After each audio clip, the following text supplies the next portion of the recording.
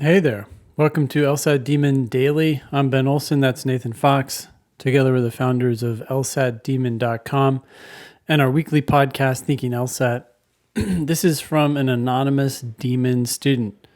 I recently joined LSAT Demon and have been practicing on it for the past 2 weeks. However, I've been studying for the LSAT longer than that. My biggest problem is logical reasoning.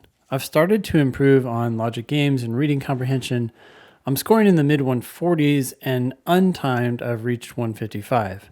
I know I can do better than that. I'm struggling mostly with logical reasoning. I'm starting to improve in the basic level questions, but the complex ones always take me a long time. How do I improve this? I usually list the questions I fail on every practice test and then select those types of questions on the demon. Should I do only one type of questions per practice section or just mix them all up? Any advice would be greatly appreciated. Wow, this person is really like, we get this a lot though, but it's like way overthinking or way over engineering this situation. It's like you're scoring in the 140s. Yeah, and underthinking the importance of actually understanding individual questions. Yep. Like your problem, anonymous demon student, is that you're understanding very little of what you're reading. Like you're scoring in the mid 140s timed and a high of 155 untimed. You're just not understanding what you're reading. It's not that you're not being careful enough. It has nothing to do with question types. It has nothing to do with basic level questions versus complex questions.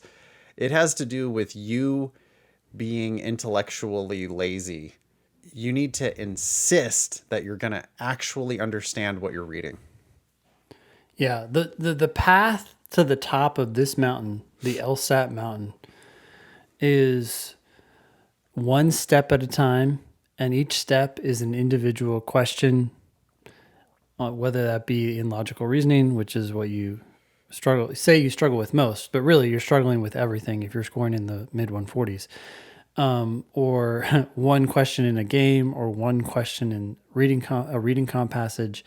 You need to do a question and then do everything in your power to understand it. If you do understand it, then you've taken one step up that mountain. You don't need to like scan the horizon for patterns that don't exist or plan your route. You just need to hit drill in the demon. It will give you the next step and you take it. Yeah. Stop selecting question types to drill. Yep. You're not at that level. If you were at 168 and you know you had a weakness in necessary assumption questions, then I might say, okay, narrow it down to just sufficient assumption questions and necessary assumption questions and do some drilling for a little while where you're only limiting yourself to those questions. Right now, you're actually hurting yourself by limiting yourself to certain types of questions, because I'm pretty sure that you're not even like reading the question stems well enough to understand what type of a question you're doing anyway. I'm not trying to beat you up, anonymous, but I have learned over the years, and my students were telling me this in class just the other night, that one of the most important things we can teach you is that it all actually makes sense on the page. Like every question is answerable, and you're not solving the questions. In order to solve the question, you have to read it very carefully and actually understand what it says. If you read it very carefully and actually understand what it says, there's only one answer that answers that question. You know, that's how some people can score 165 right out of the box, is that they don't have any specialized LSAT knowledge, but they are careful readers who insist on understanding the words that they read. And it's really natural. It's like totally human nature. Anonymous, you're not alone. There's a million other people who are doing this exact same thing. But you're thinking about it. I've been saying lately, you're too high level.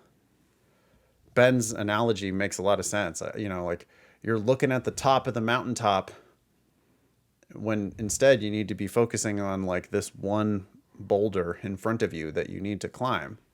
That's just drill. Yeah, just drill. And the other question, I guess, that Anonymous asked, Anonymous said, I'm starting to improve on the basic questions, but the complex ones always take me a long time. How do I improve with it? How do I improve this? Well, that's not even true. That's the problem. Is it's like you're scoring a 155 on an untimed test. No matter how long you took, you're still just getting those questions wrong. Well, you're just totally focusing on the wrong thing, though, Anonymous. Yeah. Which is you're thinking about the time. You have no business thinking about the time. You're not getting enough of these questions right. You're not solving the questions. Time is not your problem. Untimed, you're scoring 155. So with unlimited time, you're still scoring 155? Okay, time is clearly not your issue. So stop thinking about time. You need to get better at solving the questions. You need to get better at answering the questions correctly. And that has nothing to do with time. Some of the questions are going to take less time. Some of the questions are going to take more time. I don't really care as long as you got it right. But your problem right now is that you're just not getting them right. You're picking wrong answers, and you're also not picking right answers. You're not understanding what you're reading. So you have to slow down and be more careful. When you do, it'll get easier, and then your time problem will also go away. But first, you need to focus on actually getting points. Right now, you're just not getting points. It's easier than you think. But any time that you spend thinking about time, that's brain power that should be used to try to get the question right. Yeah. And if you're wondering how to read more carefully or how to slow down or how to read better, do a question and then read our written explanations or listen to our videos right after you do that question. You'll see how we're thinking about the question before we even go into the answers.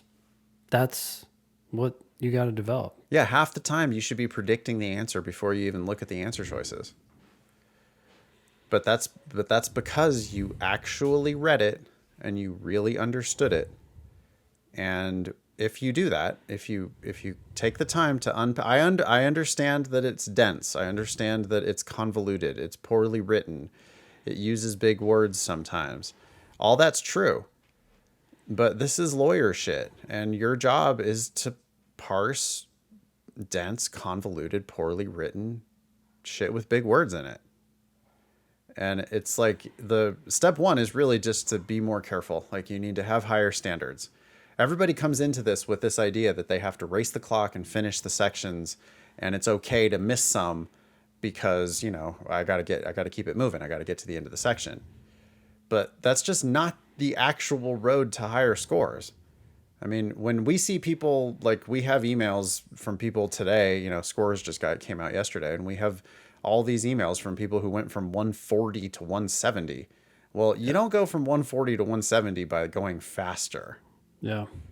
You go from 140 to 170 by like actually understanding the damn test.